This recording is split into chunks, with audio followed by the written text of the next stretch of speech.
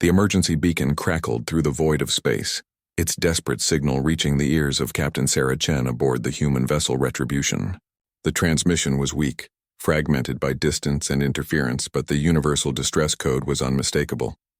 What made her blood run cold was not the plea for help itself, but the species identifier that followed. Zephyrian. Chen had studied their history in the academy. The Zephyrians were once a proud warrior race, their crystalline ships cutting through space like living diamonds. They had ruled a dozen star systems with iron fists, enslaving weaker species and strip mining entire worlds for their precious minerals. Their empire had stretched across the Perseus Arm for over 3 centuries, built on the backs of countless civilizations they had crushed beneath their boots. But that was before humanity had entered the galactic stage. The bridge fell, silent as the translation algorithms processed the alien words. First Officer Rodriguez leaned forward in his chair, his weathered face creased with concentration. "Captain, you need to hear this." Chen nodded, and the ship's AI began to play the translated message. The voice that emerged was broken, filled with a terror that transcended species barriers. "This is Fleet Commander Vexhai of the Zephyrian 3rd Fleet. Our position is Grid 77 Alpha, Kepler Sector. We are under attack by the Devourers. Our shields are failing. Our weapons are useless against them. Please, anyone who receives this message, we beg for your assistance. We have women and children aboard our refugee ships. The Devourers are consuming everything. They leave nothing but empty space behind." The transmission crackled with static before continuing. "We know we have no right to ask for mercy. We know what we have done to other species. But our people are dying. Our children are crying for help that may never come. If there is any compassion left in this galaxy, please respond. We will surrender all territorial claims. We will submit to any tribunal. We just want our families to survive." Chen stared at the tactical display, watching the distant blip that represented the Zephyrian distress signal. The irony was not lost on her. 3 years ago, Zephyrian forces had attacked the human colony on New Bethlehem, reducing it to ash and glass. 50,000 civilians had died in that assault, including her younger brother Marcus and his family. The Zephyrians had shown no mercy then, broadcasting footage of human children fleeing in terror as their plasma cannons turned homes into craters. "Captain," Rodriguez said quietly, "the Devourers haven't been seen in this sector for 50 years. If they're back," Chen knew what he was thinking.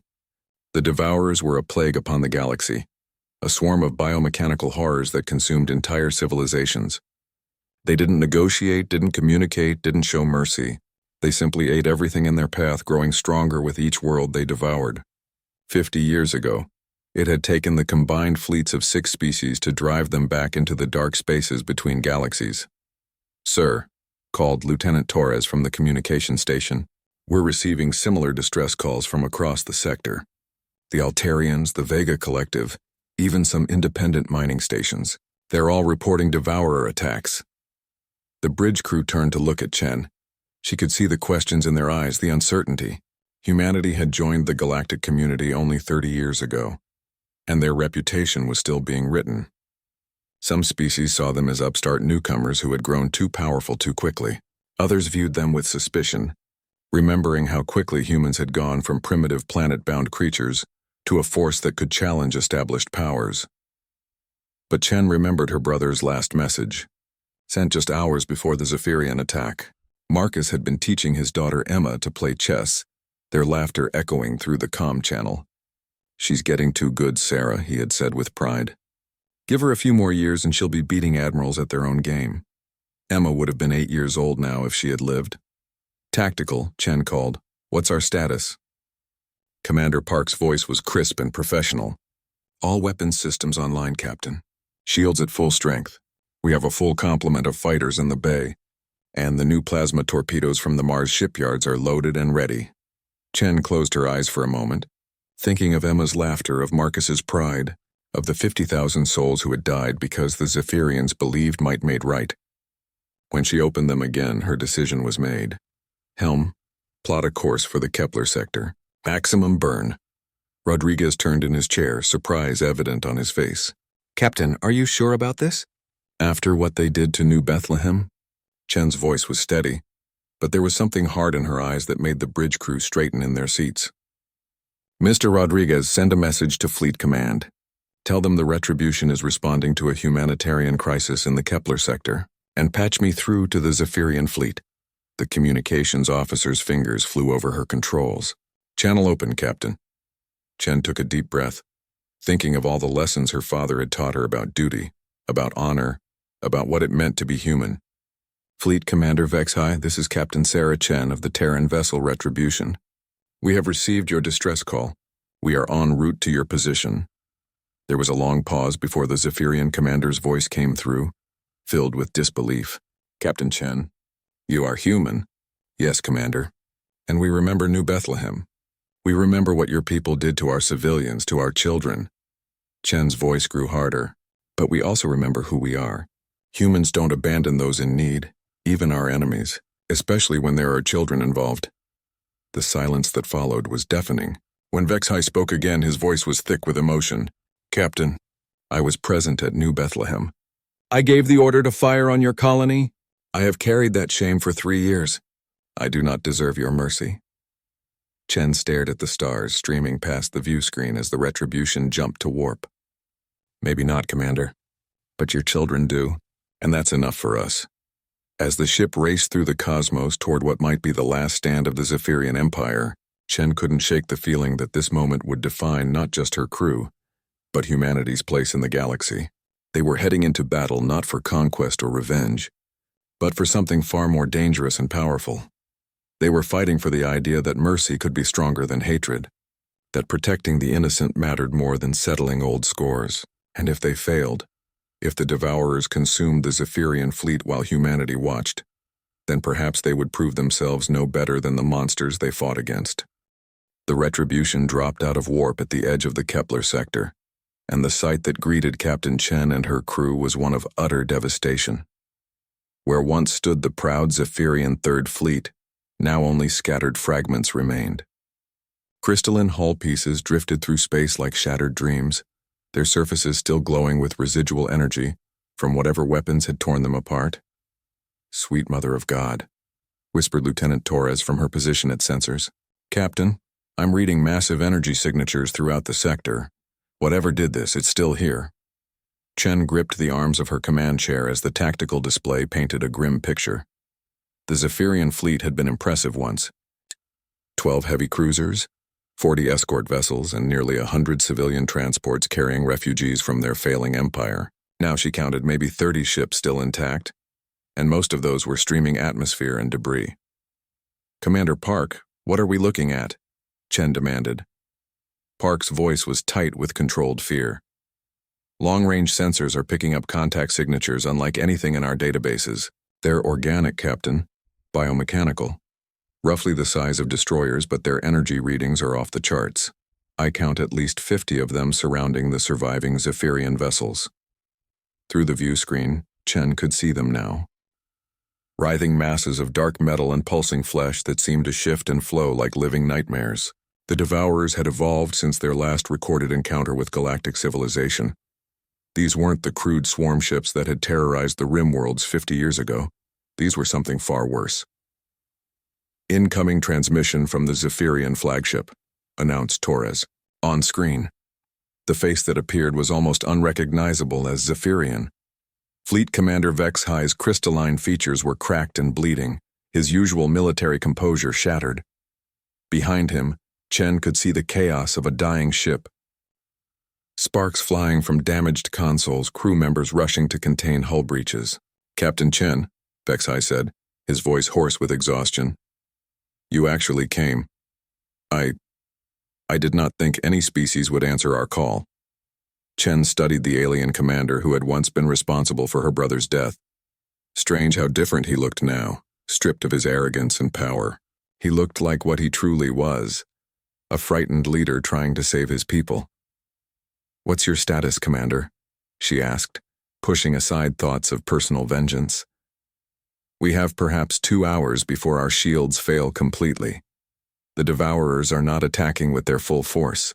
They appear to be feeding, taking our ships one by one, absorbing them into their collective.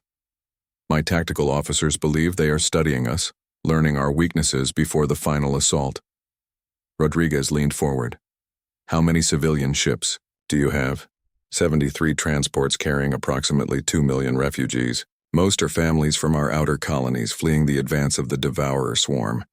They have no weapons, minimal shields.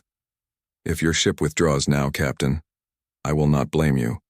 This is not your fight. Chen almost laughed at the bitter irony. Not their fight? The Devourers had consumed entire species before, leaving nothing but empty space and drifting asteroids. If they weren't stopped here, they would continue their rampage across the galaxy, eventually reaching Earth itself. Commander Park, she called. Analysis of enemy forces. The Devourer ships are unlike anything we've faced before, Captain. They appear to be adapting to Zephyrian weapons in real time.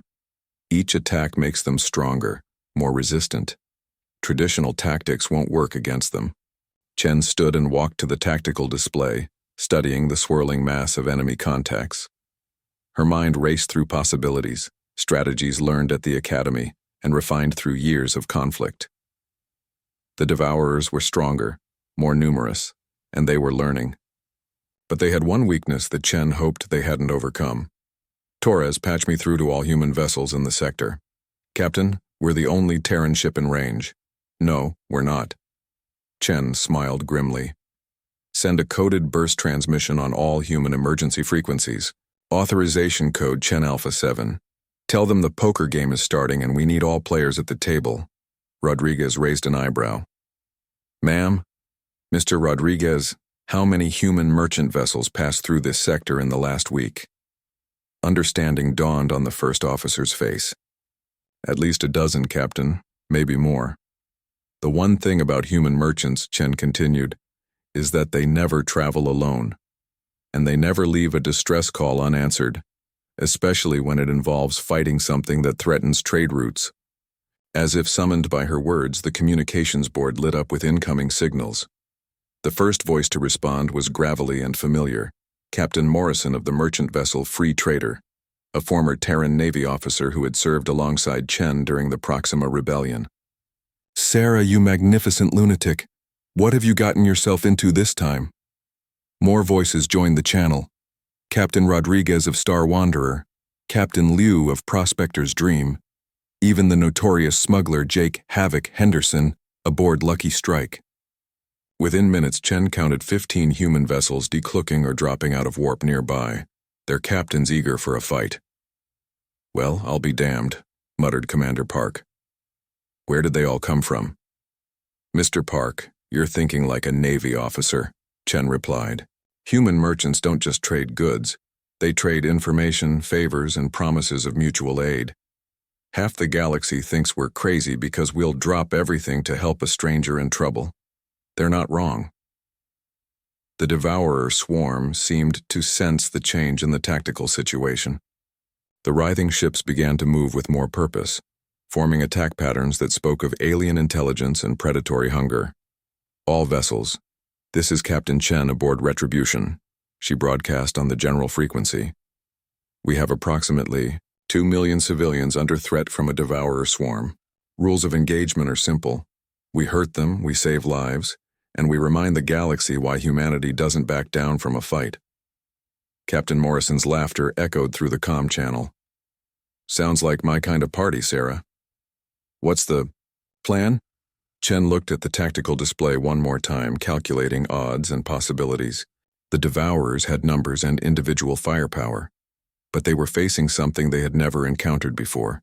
Human stubbornness backed by human ingenuity. The plan, she said, is to teach these monsters that when they threaten children, humanity doesn't just answer with mercy. We answer with fire. All ships prepare for combat, and remember, today we're not fighting as merchants or Navy officers or smugglers. Today we fight as humans, and humans protect the innocent.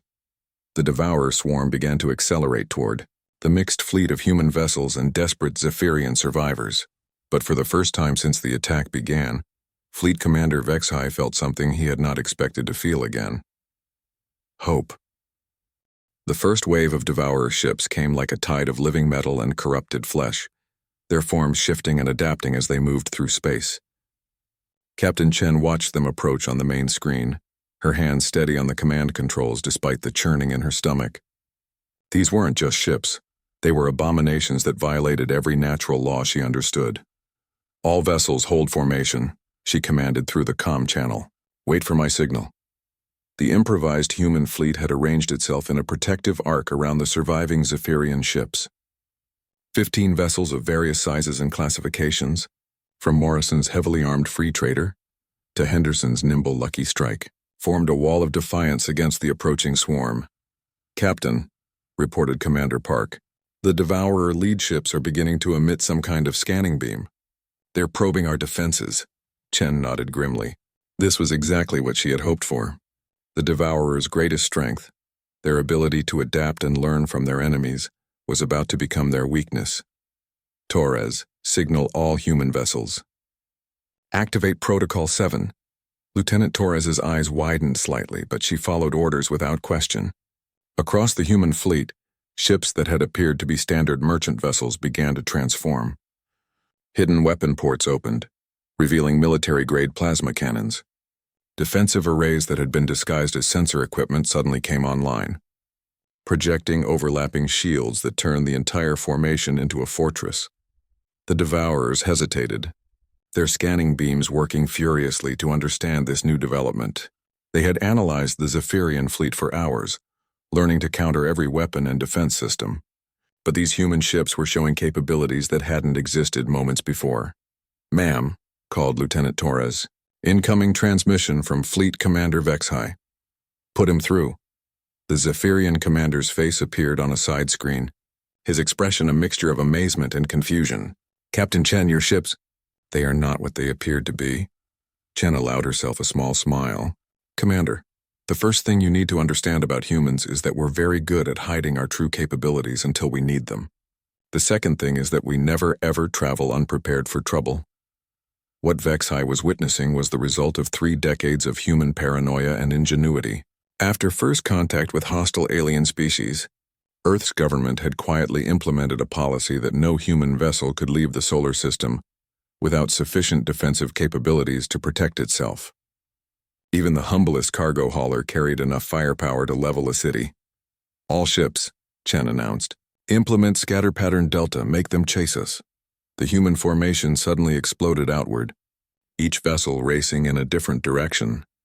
The Devourers, confused by this apparently panicked retreat, split their forces to pursue multiple targets. It was exactly what Chen had hoped they would do. "Now!" she shouted. Morrison's free trader suddenly reversed course, its hidden torpedo tubes launching a spread of quantum warheads directly into the nearest Devourer ship.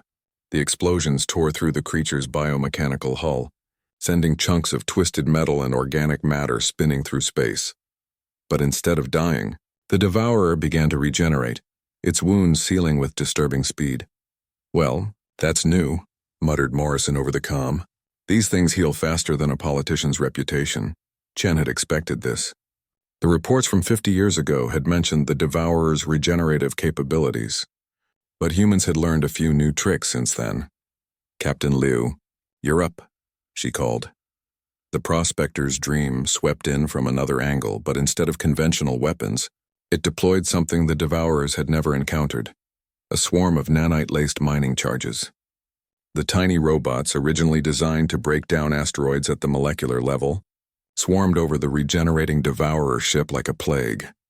The alien vessel's healing process suddenly stopped, then reversed.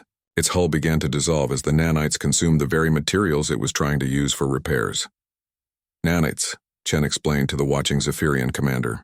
"They break down complex organic compounds into base elements. The Devourers can regenerate, but they can't regenerate from nothing." The Devourer swarm reacted with sudden fury, converging on the human ships with renewed aggression.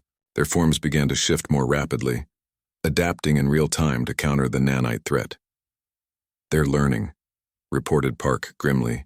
"The lead ships are developing some kind of electromagnetic field that's disrupting the nanites." Chen nodded. She had expected this too. "Henderson, time for the wild card." Jake Havoc. Henderson was the most notorious smuggler in human space, a man who had made a career of staying one step ahead of both the law and various criminal organizations. His ship, the Lucky Strike, looked like a rust bucket held together with duct tape and prayers. But Chen knew better. "With pleasure, Captain," Henderson replied, his voice filled with malicious glee. "I've been saving this for a special occasion." The Lucky Strike suddenly accelerated toward the largest Devourer ship, seeming to ignore all sense of self-preservation. The alien vessel, recognizing an easy target, extended massive tendrils to grab and consume the apparently helpless human craft. The moment the tendrils made contact, Henderson triggered his secret weapon, a dimensional charge he had stolen from a derelict research station 3 years earlier. The explosion didn't just damage the Devourer ship, it created a temporary rift in space-time that folded the creature in on itself. The screaming sound that emerged from the dying Devourer was like nothing anyone had ever heard. A wail that seemed to come from dimensions beyond normal space. The other Devourer ships suddenly stopped their attack, their forms trembling as they experienced something they had never known before. "Fear. Impossible," whispered Vexhai. "The Devourers know no fear. They are a force of pure consumption." "Commander," Chen replied, "meet humanity. We specialize in doing the impossible." The human fleet regrouped, forming a tighter defensive formation around the Zephyrian survivors. But Chen knew this was just the beginning. The Devourer swarm still outnumbered them 3-1, and they would adapt quickly to counter these new threats. "All ships, prepare for the second wave," she commanded. "And remember, we're not just fighting for the Zephyrians. We're fighting to show the galaxy that there's still hope in the darkness."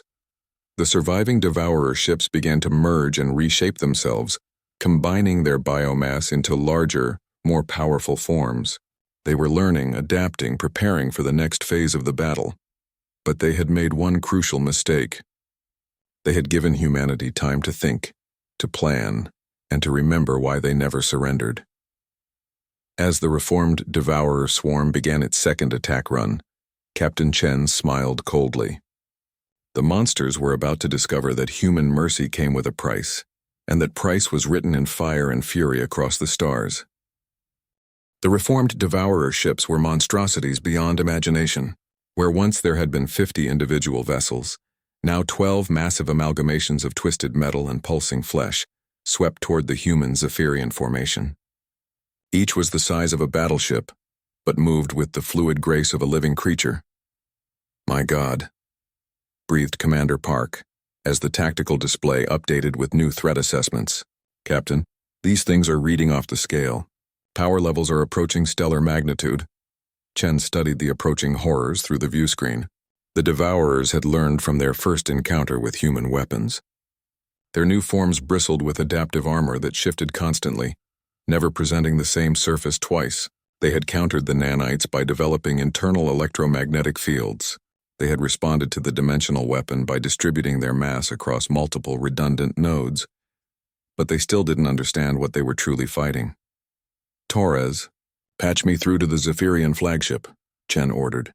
Fleet Commander Vexhai's face appeared on screen, his expression grim but resolute. Behind him, Chen could see Zephyrian officers working frantically at damaged stations.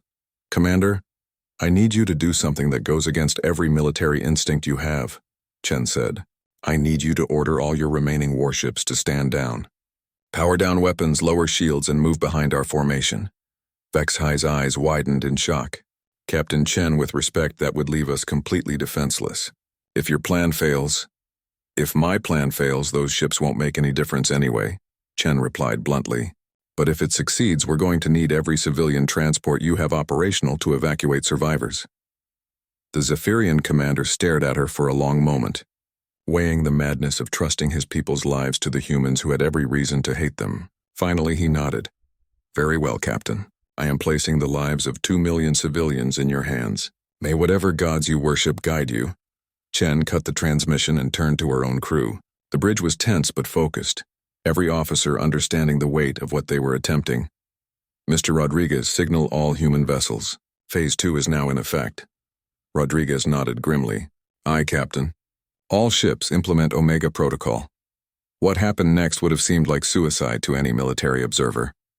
The 15 human ships suddenly broke formation, each vessel racing toward the approaching Devourer fleet at maximum speed. No coordination, no tactical formation. Just 15 apparently panicked ships fleeing in different directions. The Devourers, encouraged by this display of apparent cowardice, split their formation to pursue individual targets.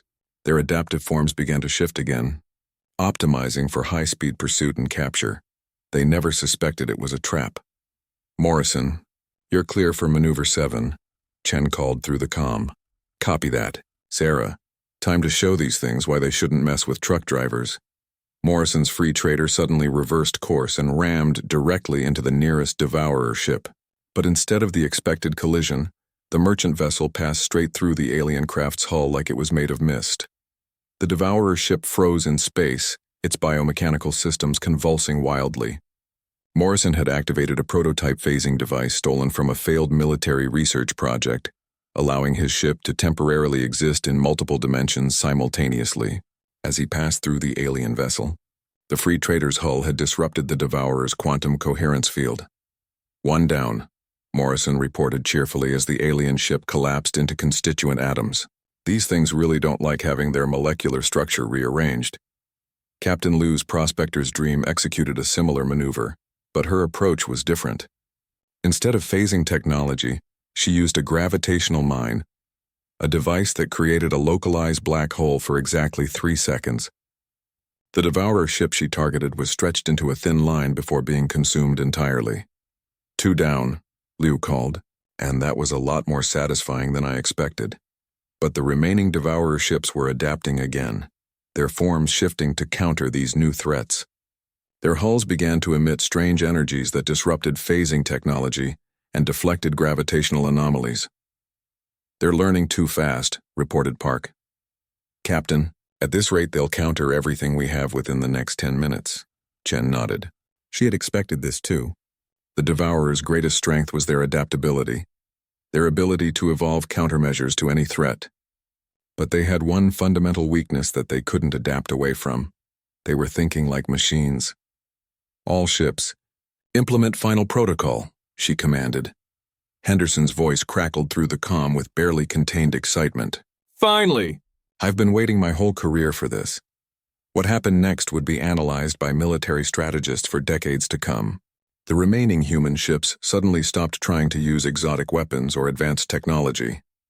Instead, they began to behave completely irrationally.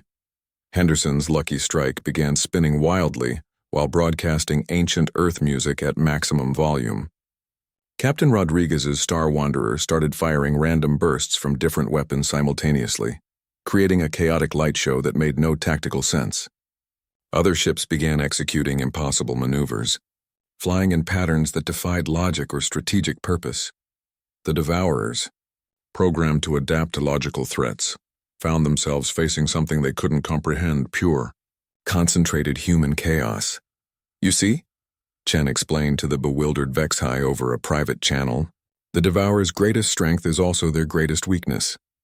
They adapt by analyzing patterns, predicting behavior, countering logical strategies. But humans don't always behave logically."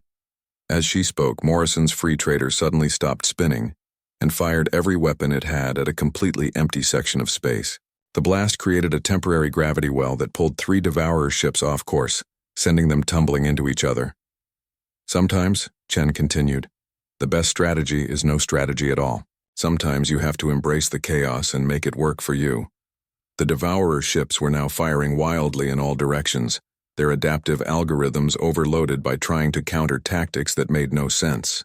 They began to collide with each other, their forms merging and separating in increasingly erratic patterns. "Now," Chen shouted. The moment the Devourers were at maximum confusion, every human ship simultaneously opened fire with conventional weapons, plasma cannons, missiles, railguns, technologies that were centuries old and utterly predictable. The Devourers, still trying to counter the chaos they had just experienced, were completely unprepared for such basic attacks.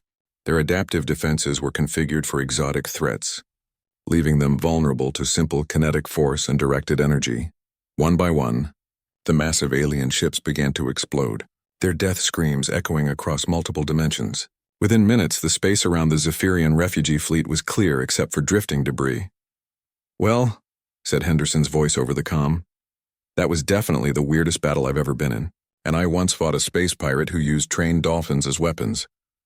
Chen allowed herself a moment to savor the victory before reality set in. They had won this battle, but the war was far from over. The Devourer swarm was vast, and this had been just a small portion of their forces. All ships. Damage report, she called. The responses came back quickly: minor hull damage, depleted energy reserves, but no casualties. Somehow, impossibly, they had emerged from a battle with the galaxy's most feared predators without losing a single human life. Captain Chen, came Vexhai's voice, filled with something approaching awe. Your species, you are unlike anything we have encountered. How did you know such tactics would work? Chen smiled grimly as she looked at the stars beyond the view screen. Commander, there's something you need to understand about humanity. We don't just fight to win. We fight to prove that hope is stronger than despair, that mercy is stronger than hatred, and that sometimes the greatest victory comes from saving your enemies instead of destroying them. The aftermath of the battle revealed the true scope of the Devourer threat. As the human and Zephyrian ships regrouped, long-range sensors began picking up disturbing readings from across the sector. The defeated fleet had been just the advanced scouts of something far more terrifying. Captain, Lieutenant Torres reported, her voice tight with controlled fear. We're detecting massive energy signatures approaching from the galactic rim. Whatever's coming, it's at least 100 times larger than what we just faced. Chen studied the tactical display with growing dread. The sensor readings showed a wall of biomechanical horror stretching across multiple star systems, consuming everything in its path. Entire worlds were being stripped of life, their matter converted into more Devourer ships. Fleet Commander Vexhai, she called through the communications channel. We need to discuss evacuation procedures. This sector is about to become uninhabitable. The Zephyrian commander's image appeared on screen, his crystalline features etched with exhaustion and desperate hope. Captain Chen, our refugee ships can hold perhaps 3 million beings if we completely abandon comfort and safety protocols.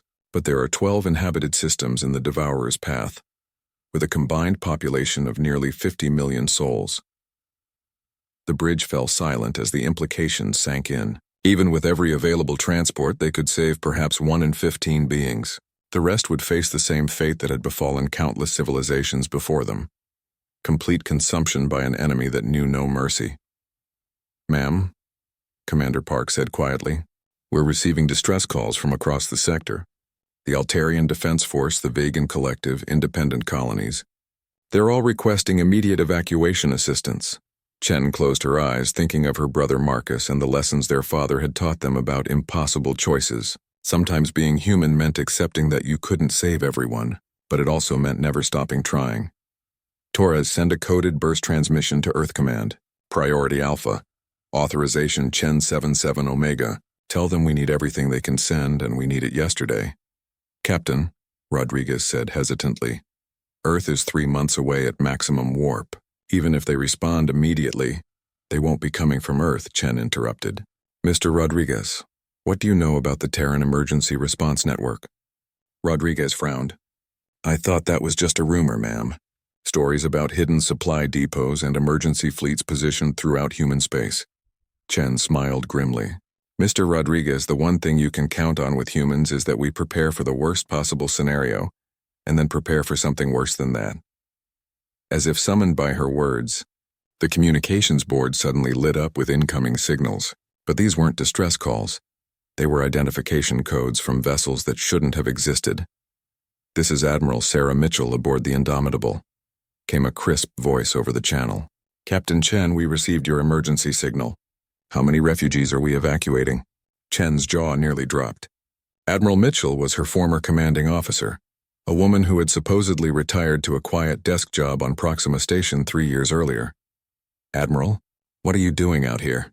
Oh, you know me, Sarah. I never could resist a good rescue mission. Plus, when someone activates a priority alpha beacon, certain protocols automatically engage. Prepare to be amazed. Over the next hour, Chen watched in stunned silence as ships began appearing throughout the sector. Not just military vessels, but massive civilian transports, mobile hospitals, engineering ships capable of stripping entire cities and relocating them in space. The Terran Emergency Response Network had revealed itself, and its scope was breathtaking. My God, whispered Vexhai as he watched the display. How many ships do your people have? Honestly, Chen replied, I'm not sure anyone knows the exact number. Humans have been exploring and colonizing for 30 years, but we've also been building. Every time we establish a new colony, we make sure it can defend itself and help others if needed. The rescue operation that followed would become legendary throughout the galaxy. Human ships worked alongside former enemies, their crews pushing themselves to the limit to save as many lives as possible. Zephyrian civilians found themselves aboard human transports, sharing food and space with the children of beings their empire had once enslaved, but it was the actions of a single human that would define the operations. Legacy. Engineer, third-class Maria Santos was aboard the civilian transport Hope's Dawn when they received a distress call from the mining colony on Kepler 7. The colony's evacuation ships had been destroyed by a Devourer advance force, leaving 12,000 beings trapped on the planet's surface with less than 6 hours before the main swarm arrived. "We can't fit them all," reported the transport's captain. "Our maximum capacity is 8,000, and that's pushing safety margins to the breaking point." Santos, who had lost her own family to a mining accident years earlier, stepped forward with a solution that violated every safety protocol in the book. "Captain, what if we strip out everything non-essential? Life support, artificial gravity, even structural bulkheads. We can create a life support bubble around the core and pack everyone into that space." "Santos, that's insane. If anything goes wrong, we'll lose everyone." "Sir, if we don't try, 4,000 people die for certain. If we do try, maybe they all live. Sometimes being human means taking the risk that everyone else is too smart to take." The captain stared at the young engineer for a long moment, then slowly nodded. "Do it." For the next 4 hours, Santos and her team performed miracles of engineering, literally rebuilding the ship around its core life support systems.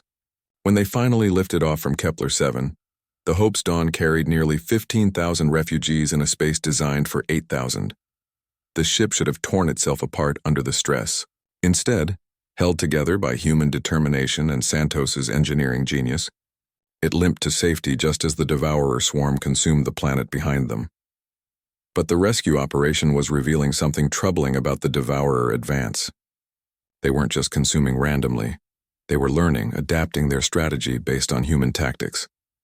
"Admiral," Chen called from the Retribution's bridge, "we have a problem. The Devourer swarm is changing course. They're not following the predicted path anymore." Admiral Mitchell's face appeared on screen, her expression grim. "I see it too, Sarah. They're adapting to our rescue patterns, trying to trap our evacuation fleets. We've saved nearly 40 million beings in the last 12 hours, but they're learning how to counter us." The Devourer swarm had indeed evolved. Instead of simply consuming everything in their path, they were now using sophisticated herding tactics, driving refugee fleets into kill zones where they could be trapped and absorbed. "Admiral, I have an idea," Chen said slowly, "but it's going to require every human ship in the sector, and we're going to have to trust the Zephyrians to do something they've never done before." Mitchell raised an eyebrow. "I'm listening. We're going to teach the Devourers what happens when they threaten something humanity cares about. But first we're going to save everyone we possibly can, even if it kills us." The plan that Chen outlined was audacious beyond belief. Instead of continuing the evacuation, they would use the refugee fleets as bait to lure the Devourer swarm into a trap. But it would require perfect coordination between species that had been enemies for decades, and it would put millions of innocent lives at risk. "Commander Vex High," Chen called to the Zephyrian flagship, "I'm going to ask you to trust us one more time. We're going to save your people, but we're going to need you to do exactly what we tell you, when we tell you, without question." The Zephyrian commander studied her face through the view screen, seeing something there that reminded him of his own military training.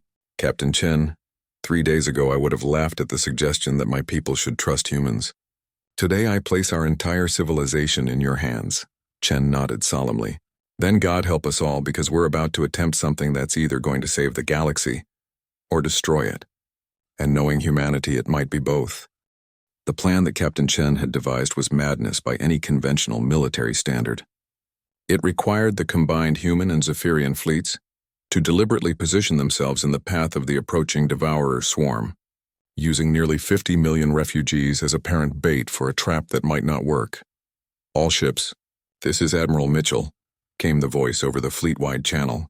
"What we're about to attempt has never been tried before.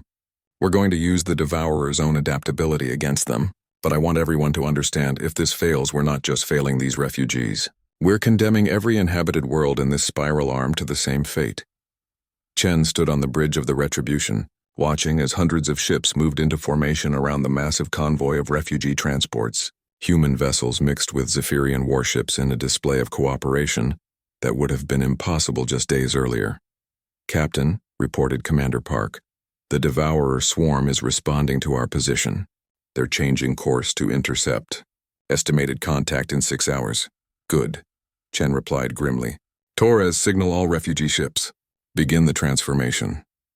What happened next would be remembered as one of the greatest acts of collective courage in galactic history.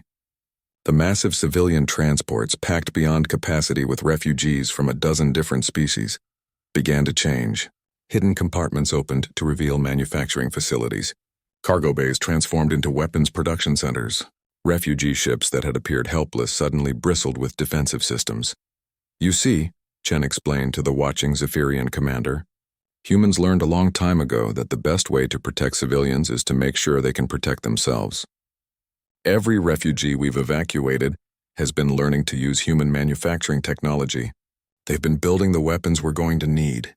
Commander Vexhai stared in amazement as he watched Altarian children, no older than his own offspring, operating plasma cannon assembly lines alongside their parents.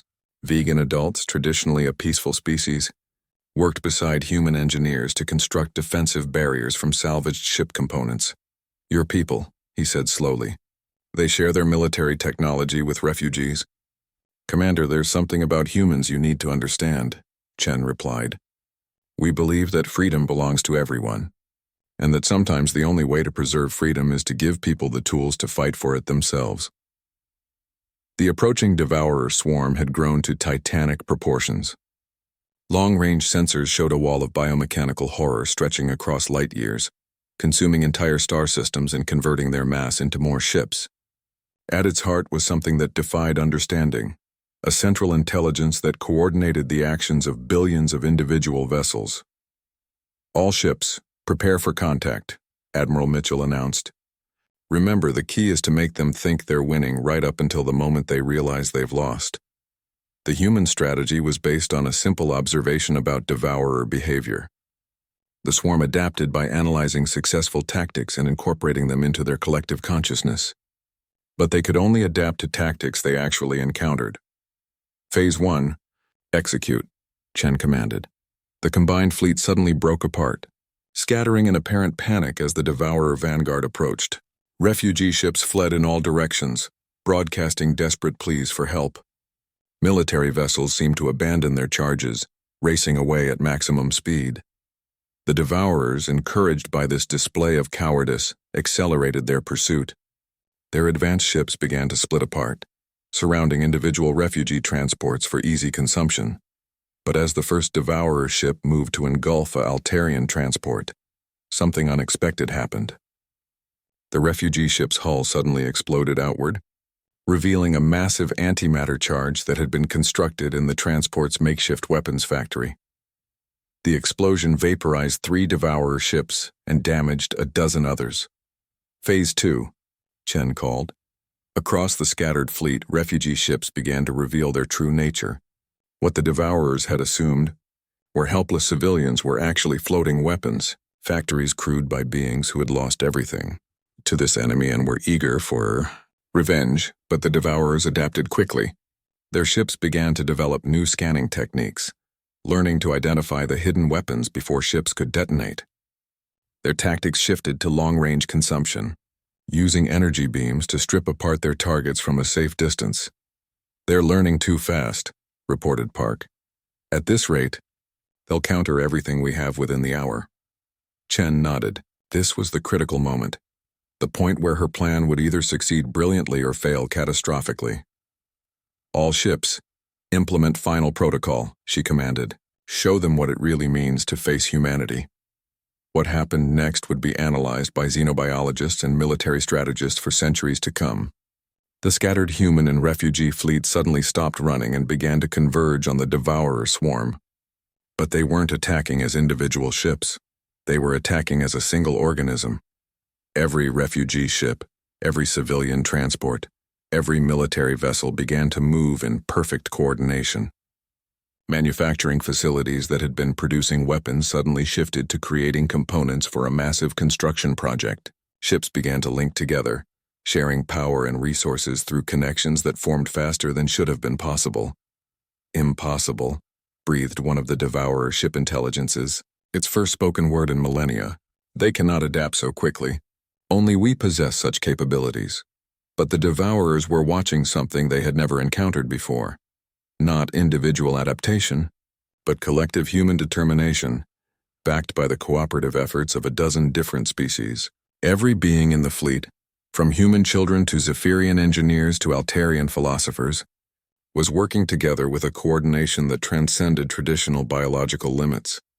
Within hours, the scattered fleet had become something unprecedented, a mobile battle station constructed from hundreds of individual ships and crewed by beings who had been strangers days before. Its weapons were built from the combined technologies of every species present. Its defenses incorporated lessons learned from every Devourer encounter in recorded history. "This is Admiral Mitchell to the Devourer swarm," came the transmission on all frequencies. "You have consumed worlds, enslaved species, and brought terror to the galaxy for millennia. But today you face something you've never encountered before. You face the united determination of free beings who refuse to bow to tyranny." The massive human construction opened fire with weapons that defied classification. Quantum disruptors built by vegan physicists, plasma cannons enhanced with Zephyrian crystal technology, kinetic bombardment systems designed by human engineers working with Altarian mathematicians. Each weapon was more effective than anything any single species could have created alone. But more than the weapons themselves, it was the way they were used that devastated the Devourer swarm. The station fought not like a machine seeking victory, but like a living organism protecting its young. Every shot was calculated not just for maximum damage, but for maximum protection of the non-combatants sheltered within the station's core. The Devourers found themselves facing an enemy they couldn't understand. They had fought countless species across the galaxy, but they had always faced beings fighting for survival. This was different. These beings were fighting for each other. One by one, the massive Devourer ships began to fall. Their adaptive capabilities, so effective against individual opponents, couldn't counter the chaotic creativity of a dozen different species working together.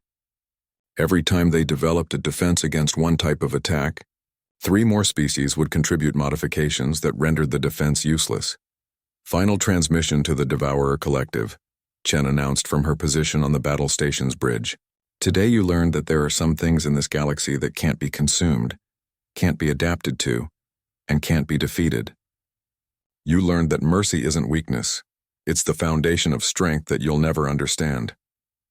The last of the Devourer ships collapsed into constituent atoms, their death scream echoing across dimensions before fading into silence. For the first time in millennia, the galaxy was free of their threat. But the true victory wasn't the destruction of the swarm. It was what happened next. "All ships," Admiral Mitchell announced, "begin disassembly procedures. It's time to take our new friends home." The massive battle station began to separate back into individual vessels, but the beings aboard those ships were no longer the same as they had been days before. Zephyrian engineers worked alongside human technicians. Altarian philosophers shared meals with vegan scientists. Former enemies had become family, united by the shared experience of fighting for something greater than themselves. Commander Vexhai found Captain Chen on the observation deck of the slowly separating station, watching as refugee ships prepared to return to their homeworlds. "Captain," he said quietly, "my people have much to answer for. The crimes we committed against other species, the suffering we caused. How do we begin to make amends?" Chen was quiet for a long moment, thinking of her brother Marcus and the Ike to